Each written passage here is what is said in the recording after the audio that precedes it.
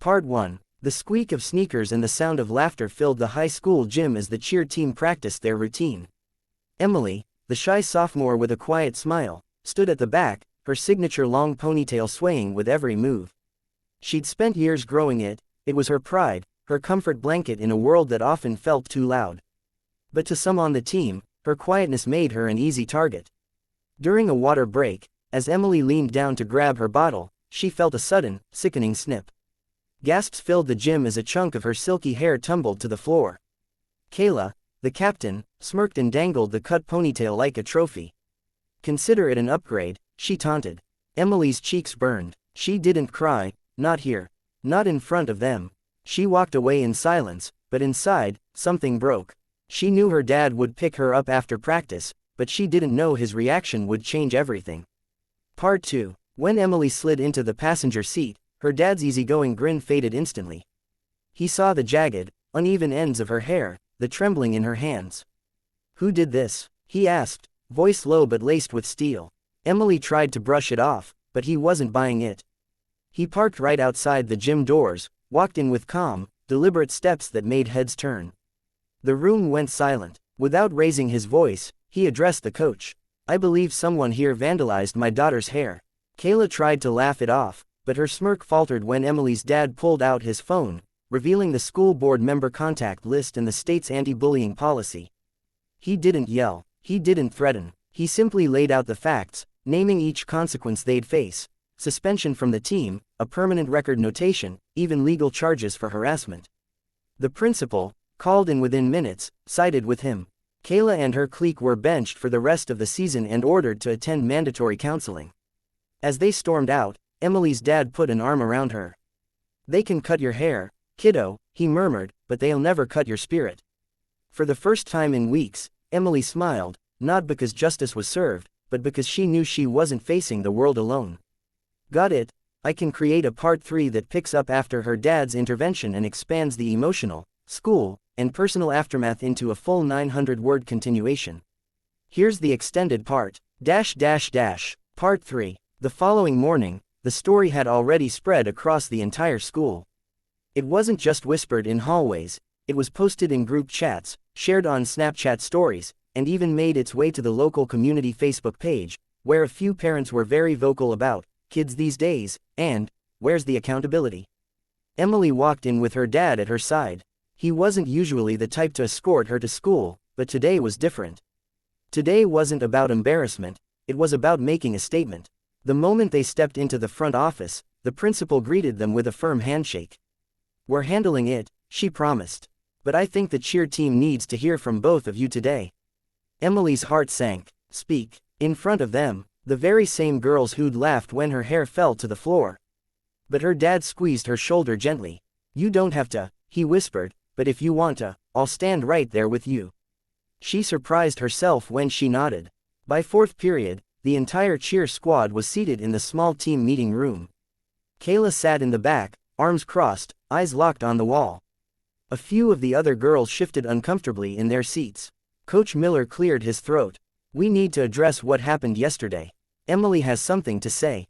Her legs trembled as she stood, but her dad's quiet presence beside her was like an anchor. She took a deep breath. "I know I'm not the loudest person here," she began, her voice soft but steady. "I know I'm different from some of you. But what you did wasn't just a joke. It wasn't just hair, it was something I cared about. And it hurt." She looked directly at Kayla. "You didn't take my confidence away. You just reminded me of why I need to be stronger." Her dad stepped forward then, his deep voice carrying across the room. "And for the record," he said evenly, "this isn't about teenage drama. This is harassment. This is bullying. And it has real consequences, not just in school, but in life. Some of you will realize that too late if you don't change now." The room was silent. Even Kayla's glare faltered. Over the next week, things began to shift. The school followed through with the punishment. Kayla and the 2 other girls involved were suspended from all extracurricular activities for the rest of the semester. The counseling sessions weren't optional, they were scheduled during what would have been practice time. What surprised Emily most wasn't their punishment, it was how the rest of the team responded. A few teammates started checking in with her between classes. One, a junior named Lila, offered to help style Emily's shorter hair for the next game. "You still look amazing," Lila told her with a smile. "Honestly, stronger." But it wasn't just the cheer team watching. Other students, kids who had never spoken to her before, started stopping her in the hallway. "Saw what your dad did," one football player said. "That was awesome." Another girl whispered, "I wish my dad would stand up for me like that." At home, her dad made good on his quiet promise. He didn't just leave it at the school's punishment, he signed them both up for a weekend self-defense and confidence workshop. "Not because you need to fight," he explained, "but because I want you to know you can." The workshop was eye-opening. Emily learned not only how to physically defend herself, but also how to project confidence, how to speak so people listened, how to hold her ground in conversations. She practiced in front of the mirror at night, and her dad would sit in the doorway, nodding approvingly. 2 weeks later, the cheer team had their next game. It was Emily's first time performing since the incident, and she wasn't sure how the crowd would react. But as she jogged out onto the court with her shorter hair styled into a sleek, confident look, the gym erupted in cheers. She caught sight of her dad in the stands, arms crossed with that same proud grin he'd worn the day everything changed. During halftime, something unexpected happened. The announcer called Emily forward. "This next recognition," he said, "goes to a student who's shown incredible resilience in the face of bullying, and has inspired others with her strength."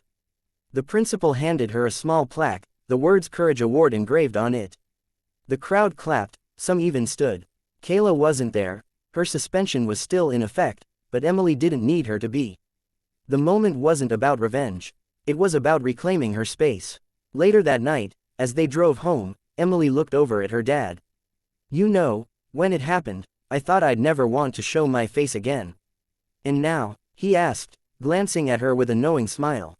"And now," she said slowly, "I think I might actually be proud of it. Not what they did, but what came after." Her dad reached over and ruffled her hair, shorter now, but healthier, stronger, and more hers than ever. "That's my girl," he said. "They cut your ponytail, but they didn't cut your fight." The weeks rolled on, and the shock of the incident faded into memory, but the change it sparked didn't. Emily wasn't the shy background cheerleader anymore. She volunteered to lead stretches before practice. She spoke up when someone made a snide comment, not just toward her, but toward anyone. And people listened. By the end of the semester, she'd been voted most inspirational by her peers. It was a small thing compared to what she'd gone through, but it meant something, proof that her story had reached further than she'd realized. One afternoon, she found a folded note in her locker. No name, no signature. Just 4 words, "Thank you for standing." Emily smiled as she tucked it into her binder. For the first time in her life, she wasn't just the shy girl in the back row, she was someone others looked to when things got tough.